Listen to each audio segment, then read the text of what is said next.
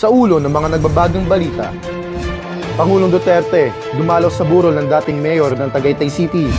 Toll fees papuntang South Luzon, alamin. Batid Balita Team, pinuntahan at nilibot ang Tagaytay City. Hanging habagat, pinalakas ng LPA.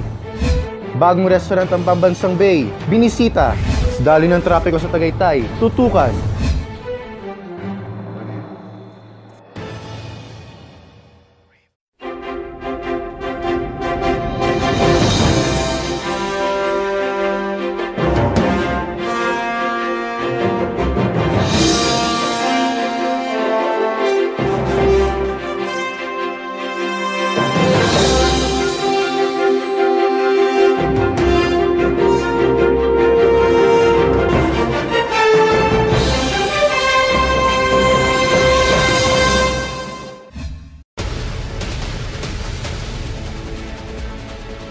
Isang araw na paglalakbay. Isang araw paglilikop impormasyon.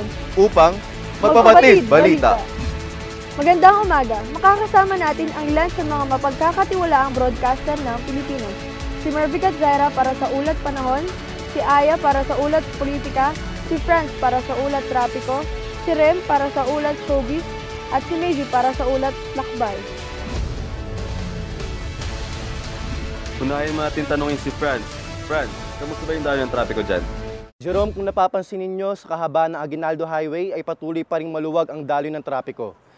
Ngunit asahan ninyo sa susunod na oras ay sisikip ito dahil sa ginagawang establishmento. Ayun lamang, balik sa inyo.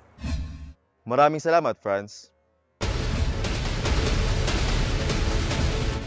Kakapasok lamang po na balita, toll fee nagtaas.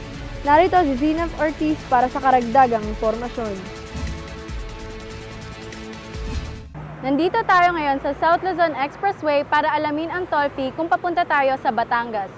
Sa ngayon, ang toll fee ng Santa Rosa ay 221 pesos kung dadaan tayo ng Skyway, 175 pesos kung sa Magallanes, 126 pesos kung sa Bikutan, 91 pesos kung sa Sukat, at 57 pesos naman kung sa Alabang.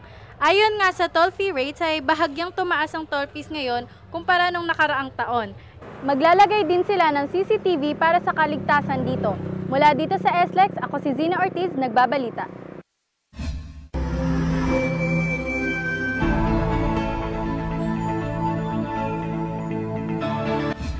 Para naman sa weather update, narito si Mervic Bartolome. Mervic? Salamat, Jenna. Ayon sa Pag-asa, meron namumong low pressure area sa silangang bahagi ng bansa na nagiging sanhi ng paglakas ng hanging habagat na nagdudulot ng malakas na pag-ulan sa iba't ibang bahagi ng Pilipinas. Ating kamustahin ang kalagayan ngayon sa Tagaytay. Sa umaga ay makakaranas ng maulap na panahon, ngunit sa pagsapit ng hapon ay bubuhos ang malakas na ulan hanggang madaling araw. Ngayong araw hanggang linggo ay bahagyang hina ang pag-ulan. Ating kamustahin si Jaira para sa weather updates. Jaira? Ngayon nga, Mervic, nandito kami sa Tagaytay City kung saan merong 40% chance of rain at pagdating naman ng alas 7 hanggang alauna ng hapon ay magkakaroon tayo ng partly cloudy. At pagsapit naman ng alas 3 hanggang alas 5 ng hapon, dito nabubuhos ang malakas na ulan. Yun lamang ang weather update dito sa Tagaytay City. Ako si Jaira Elise Hilaria, nagbabalita. Maraming salamat, Mervic at Zaira. Nakikilamay ang buong network at ang buong samahan ng Batid Balita sa pagpanaw ng dating mayor ng Tagaytay City na si Isaac Tolentino. Para sa iba pang detalye, narito si Aya Castillo. Aya?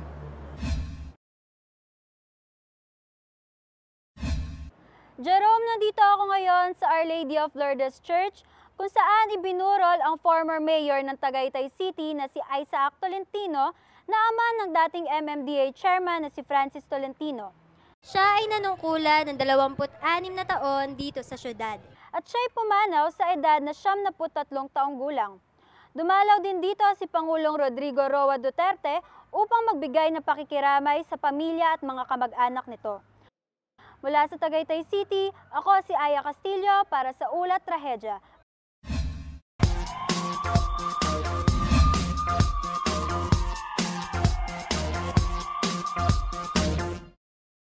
Nandito tayo ngayon sa bagong tayong Cafe, kung saan ang nagmamay-ari nito ay pambansang bae na si Alden Richards. Ito ba, Conchas Garden Cafe.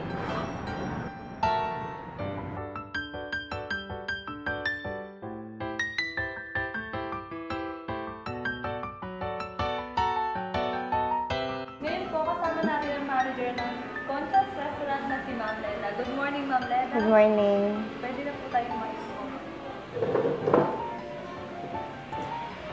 Ma'am, kailan po nag-umpisa itong Conchas Cafe dito sa Tagaytay? Bali, nag-start kami April 29, 2016. Last April lang.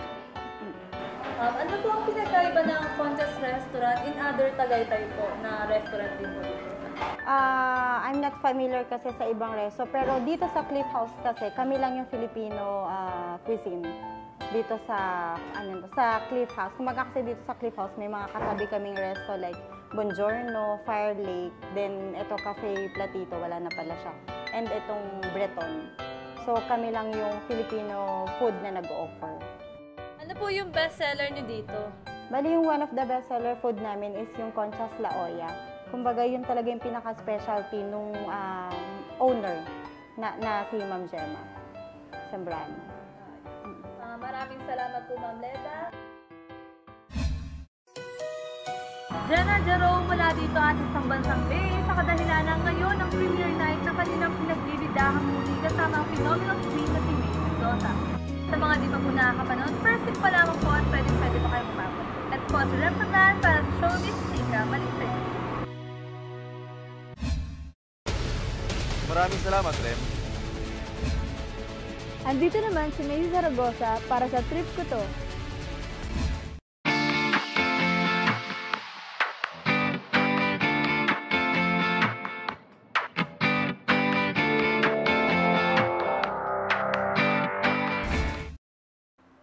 Salamat, Jenna. Sa ating trip ko to naman, pinuntahan ng buong Batid Balita family team ang isa sa pinakatanyag hindi lamang sa klima nito, pati na rin sa magagandang tanawin. Isa na rito ang Tierra de Maria.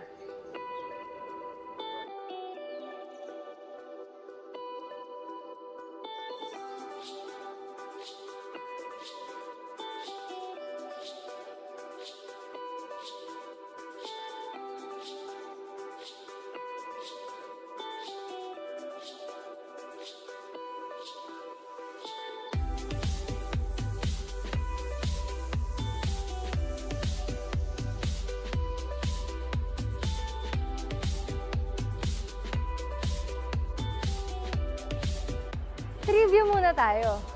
Alam niyo ba, ang sukat nito ni Mama Mary na replikang ito ay mahigit kumulang 50 talampakan? At ang orihinal na replika nito o ang statue nito ay nasa Pangasinan. Isang trivia ito mula sa trip ko to.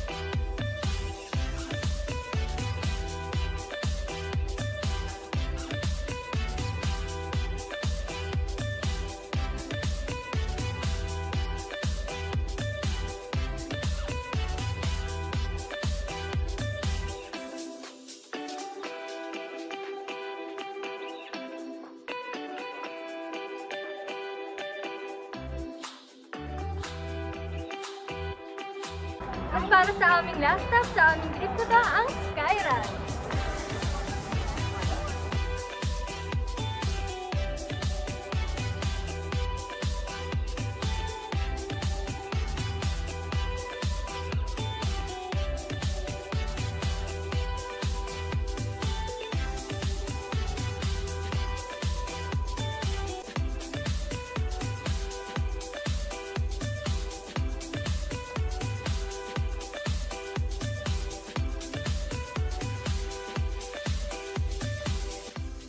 Para sa mga gusto pa ng kakaibang trip, Punta na sa Tagaytay. Mula dito sa Sky Ranch, ako si Missy Zaragoza. Balik sa inyo, Jerome at Jenna. Salamat, Macy. Grabe partner. Ganda ng natin ngayon ba? Ay, grabe partner. Babalik tayo sa Tagaytay. At yan po mga naging init na balita sa araw na ito. Ako po si Jenna Sarate, ang kasama nyo sa Bagdala Lakbay. At ako naman, si Jerome Bautista, ang kasama nyo sa araw-araw na paglilikop ng impormasyon. Upang Magpapalit! Balita!